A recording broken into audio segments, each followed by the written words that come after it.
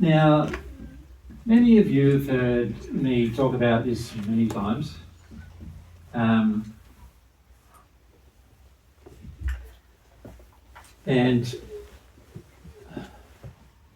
But I don't know if I've ever done a comprehensive thing about it, and we won't have the chance to start the comprehensive thing today.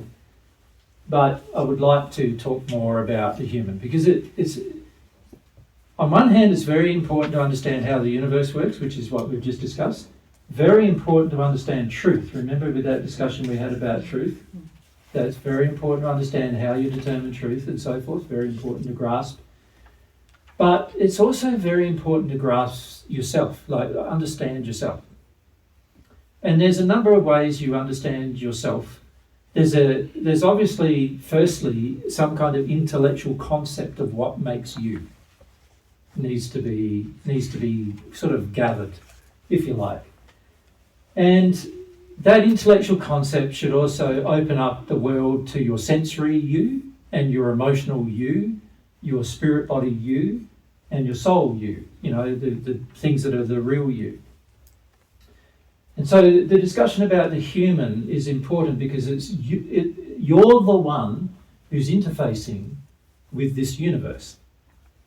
Right? So I can describe an experience that I've had, but unless you have it, then you're not going to understand that experience at all. That makes sense, doesn't it? Because remember we said the main way you learn is by you going through this sensory and emotional experience.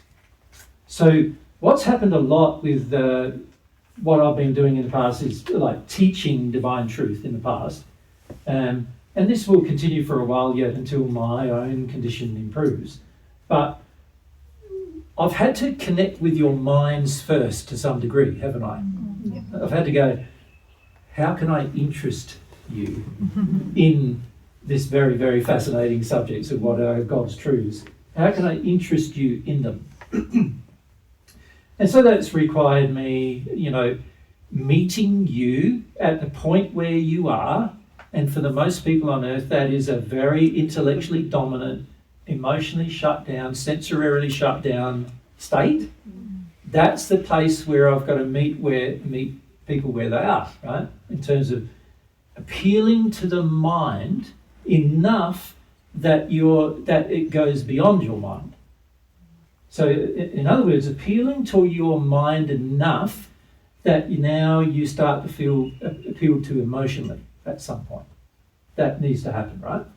In order for you to go through an experience which involves your senses and your emotions, you're going to have to get beyond where you are with your mind and want to go through an experience emotionally and deal with all the facets, all of the problems that are associated with not having those experiences in order to actually finish up having an experience that validates the truth of what's being shared.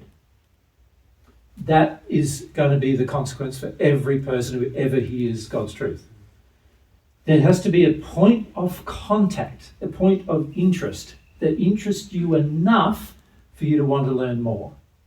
And not just learn in your mind, but also learn by going through an experience. You need to be prepared to put yourself through an experience.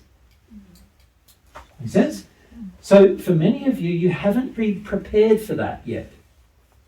It's sort of like you've heard it. I say very similar things a lot, right? Just in different ways, trying to appeal to your mind. And to try to move you beyond just an appeal to the mind into an appeal for you to desire an experience. That's the purpose. Now, as my own condition improves, it'll be easier for me to do that with you. Yeah? But at the moment, I've got limits too, so I've got to use what I've got. Make sense?